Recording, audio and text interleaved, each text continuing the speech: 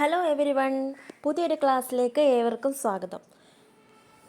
ഇന്ന് നമുക്ക് ജനുവരി മാസത്തെ കേരളത്തിലൂടെ ഒന്ന് കടന്നു പോകാം. ഇതിൻ്റെ ഒന്നാമത്തെ പാർട്ട്, നമ്മൾ രണ്ടാമത്തെ പാർട്ടാണ് ഇന്ന് എടുക്കുന്നത്. ഇതിൻ്റെ ഒന്നാമത്തെ പാർട്ട് നമ്മൾ നേരത്തെ ചെയ്തിരുന്നു. അത് കാണാത്തവർ അത് കണ്ടതിന് ശേഷം ഈ വീഡിയോ കാണുക.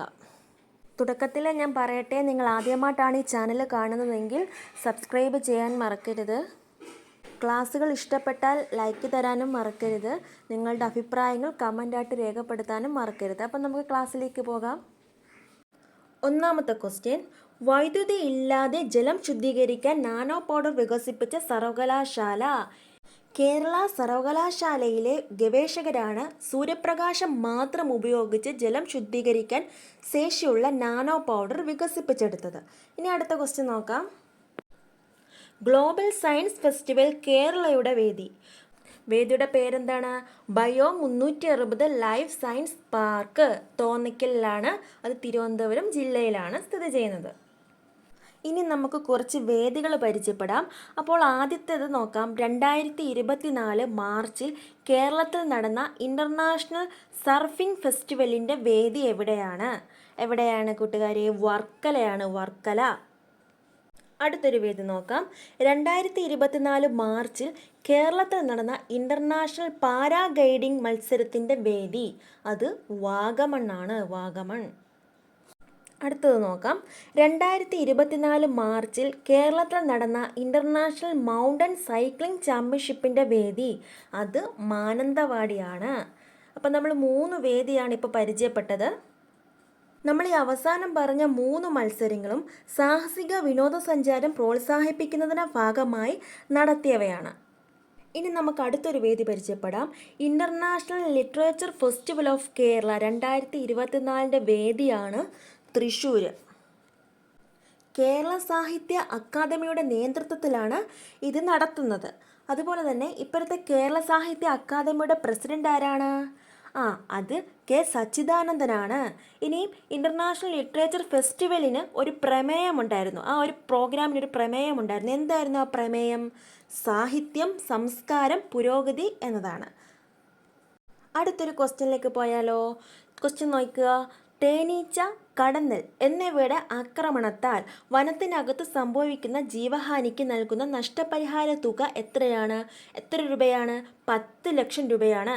ഇനി വനത്തിന് പുറത്ത് സംഭവിക്കുന്ന ജീവഹാനിക്ക് നൽകുന്നത് 2 ലക്ഷം രൂപയാണ്. 2022 ഉത്തരവ് ഭേദഗതി ചെയ്തിട്ടാണ് തുക പുതുക്കി നിശ്ചയിച്ചിട്ടുള്ളത്. അടുത്ത ചോദ്യത്തിലേക്ക്. കേരളത്തിൽ ആദ്യമായി വികസിപ്പിച്ച AI പ്രൊസസ്സറിൻ്റെ പേരെന്താണ്? കൈരളി എന്നാണ്.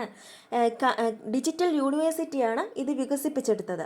അപ്പോൾ നമ്മൾ ഈ AI ബന്ധപ്പെട്ട ക്വസ്റ്റ്യൻസ് എല്ലാം പ്രത്യേകം ഒന്ന് നോക്കിയിരിക്കണം. കാരണം ഇപ്പോൾ AI യുഗമാണ്. അപ്പോൾ അതുമായി ബന്ധപ്പെട്ട ക്വസ്റ്റ്യനുകൾക്ക് പ്രത്യേകം പ്രാധാന്യം PSC കൊടുക്കാൻ ചാൻസ് ഉണ്ട്. അടുത്ത ചോദ്യം.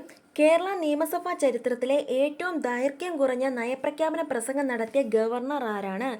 അത് ആരിഫ് മുഹമ്മദ് ഖാനാണ്. നമ്മുടെ ഇപ്പോഴത്തെ ഗവർണറാണ്. 15ാം കേരള നിയമസഭയിലെ 10ാം സമ്മേളനത്തിലാണ് അദ്ദേഹം ഏറ്റവും ദൈർഘ്യം കുറഞ്ഞ നയപ്രഖ്യാപന പ്രസംഗം നടത്തിയത്. ഇതിനു മുമ്പ് കേരള നിയമസഭയിൽ കുറഞ്ഞ സമയം കൊണ്ട് നയപ്രഖ്യാപനം നടത്തിയ വേറൊരു ഗവർണർ കൂടെ ഉണ്ടായിരുന്നു. അവരുടെ പേരാണ് ജ്യോതി വെങ്കിടാചലം. അവർ 6ാം കേരള നിയമസഭയിലെ 7ാം സമ്മേളനത്തിലാണ് കുറഞ്ഞ സമയത്തിൽ നയപ്രഖ്യാപന പ്രസംഗം നടത്തിയത്. 1982 കരുണാകരൻ മുഖ്യമന്ത്രി ആയിരുന്ന സമയത്തായിരുന്നു അത്. അടുത്ത ക്വസ്റ്റ്യൻ. കേരളത്തിലെ ആദ്യ ജില്ലാ നൈപുണ്യ വികസന കേന്ദ്രം പ്രവർത്തനക്ഷമമായത് എവിടെയാണ്?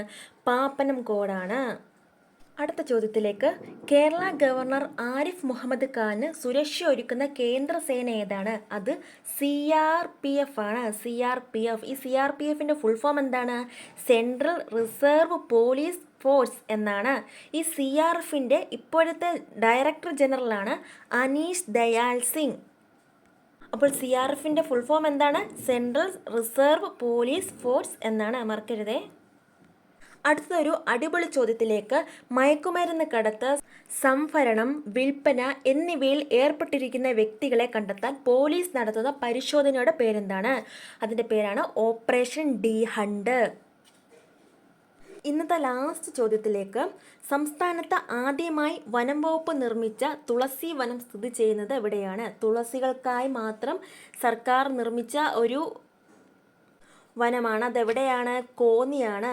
അപ്പോൾ ഈ വനത്തിൻ്റെ പ്രത്യേകത നമുക്ക് നോക്കാം. കോന്നി ഇക്കോ ടൂറിസം കേന്ദ്രത്തിലെ തുളസി വനത്തിൽ നാരക തുളസിയുണ്ട്, ഗ്രാമ്പൂ തുളസിയുണ്ട്, തുളസി ചെറുതേക്കുണ്ട്, പച്ചില തുളസിയുണ്ട്. ഇങ്ങനെ തുടങ്ങി 32 ഇനം തുളസികളാണ് ഈ വനത്തിലുള്ളത്.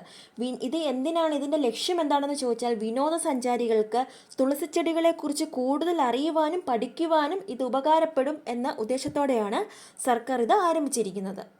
ഇനി നമുക്കുള്ളത് ക്വസ്റ്റ്യൻ മിനിറ്റ്സ് ആണ്. ഞാൻ ഇന്ന് കവർ ചെയ്ത ടോപ്പിക്കിൽ നിന്ന് നിങ്ങളോട് 3 ക്വസ്റ്റ്യൻസ് ആണ് ചോദിക്കാൻ പോകുന്നത്. നിങ്ങൾക്ക് എത്രത്തോളം ക്ലാസ്സുകൾ മനസ്സിലായി എന്ന് സ്വയം വിലയിരുത്താൻ വേണ്ടിയിട്ട് ചോദിക്കുന്ന ക്വസ്റ്റ്യൻസ് ആണ്. നിങ്ങൾ ചെയ്യേണ്ടത് നിങ്ങളുടെ മുന്നിലിരിക്കുന്ന ബുക്കുകളെല്ലാം അടച്ചു വയ്ക്കുക, സ്ക്രീനിൽ മാത്രം നോക്കുക. ആരും ബുക്ക് തുറന്ന് ആൻസർ കണ്ടെത്താൻ ശ്രമിക്കരുത്. നിങ്ങളുടെ ഉത്തരം താഴെ കമൻ്റായിട്ട് രേഖപ്പെടുത്തുക. ശേഷം നിങ്ങളുടെ ഉത്തരം ബുക്കിലുള്ള ഉത്തരവുമായി താരതമ്യം ചെയ്ത് നോക്കുക. അപ്പോൾ ഒന്നാമത്തെ ക്വസ്റ്റ്യൻ ഇതാണ്. 2024 മാർച്ചിൽ കേരളത്തിൽ നടന്ന ഇൻ്റർനാഷണൽ മൗണ്ടൻ സൈക്ലിംഗ് ചാമ്പ്യൻഷിപ്പ് വേദി. ക്വസ്റ്റ്യൻ 2. കേരളത്തിൽ ആദ്യമായി വികസിപ്പിച്ച AI പ്രൊസസ്സറിൻ്റെ പേരെന്താണ്? ക്വസ്റ്റ്യൻ 3. കേരളത്തിലെ ആദ്യ ജില്ലാ നൈപുണ്യ വികസന കേന്ദ്രം പ്രവർത്തനക്ഷമമായത് എവിടെയാണ്? അപ്പോൾ നിങ്ങൾക്ക് ഈ 3 ക്വസ്റ്റ്യൻ്റെ ഉത്തരവും ശരിയായ രീതിയിൽ എഴുതാൻ പറ്റി എന്ന് ഞാൻ വിശ്വസിക്കുകയാണ്. നമ്മളിപ്പോൾ ജനുവരി മാസത്തെ കേരളത്തിലെ കറണ്ട് അഫേഴ്സ് ഇമ്പോർട്ടൻ്റ് ആയിട്ടുള്ള എല്ലാം തന്നെ ഉൾപ്പെടുത്തിയിട്ടുണ്ട്. ഇനി ഇതിൻ്റെ ബാക്കി കറണ്ട് അഫേഴ്സ് നമ്മൾ അടുത്ത ക്ലാസ്സുകളിൽ എടുക്കുന്നതാണ്. നിങ്ങൾക്ക് ഈ ചാനൽ ഇഷ്ടപ്പെട്ടാൽ സബ്സ്ക്രൈബ് ചെയ്യാൻ മറക്കരുത്. വീഡിയോ ഇഷ്ടപ്പെട്ടാൽ ലൈക്ക് ചെയ്യാൻ മറക്കരുത്. നിങ്ങളുടെ അഭിപ്രായങ്ങൾ കമൻറ്റായി രേഖപ്പെടുത്താൻ മടി കാണിക്കരുത്. പുതിയ വീഡിയോസ് നോട്ടിഫിക്കേഷനായിട്ട് ലഭിക്കാൻ അടുത്തുള്ള ബെൽ ബട്ടൺ ക്ലിക്ക് ചെയ്താൽ മതി. അടുത്ത പുതിയ ഒരു ഇൻട്രസ്റ്റിംഗ് വീഡിയോയിൽ വീണ്ടും കണ്ടുമുട്ടാം. നന്ദി.